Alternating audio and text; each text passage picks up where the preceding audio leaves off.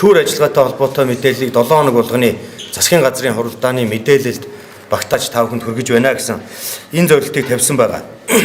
За нийтдээ 3000 гаруй байгууллагаас мэдээлэл ирүүлэхээр байгаа.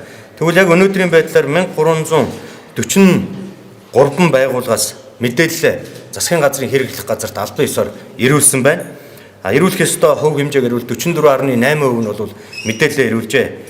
За үүнээс 183 байгууллага нь бол ямар нэгэн төрлийн зөрчилгүй гэсэн мэдээллийг ирүүлсэн бол 1163 байгууллагаас тодорхой зөрчил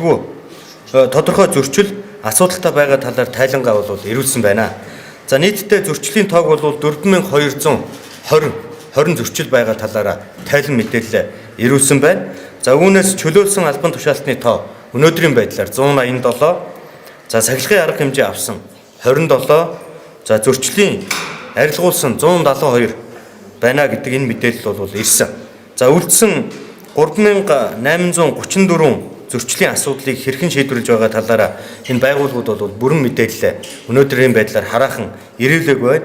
Тухайлбал эдгээр зөрчлүүд нь одоо хууль тогтоомжийн дагуу ямар арга хэмжээ авах цаг хугацаатай учраас эдгээр цаг хугацаанд багтаж арга хэмжээгээ аваад дахин мэдээлэлээ засгийн газрын хэрэглэх газарт ирүүлэхээр ажиллаж байгаа гэдгийг бас та бүхэндээ хэлье.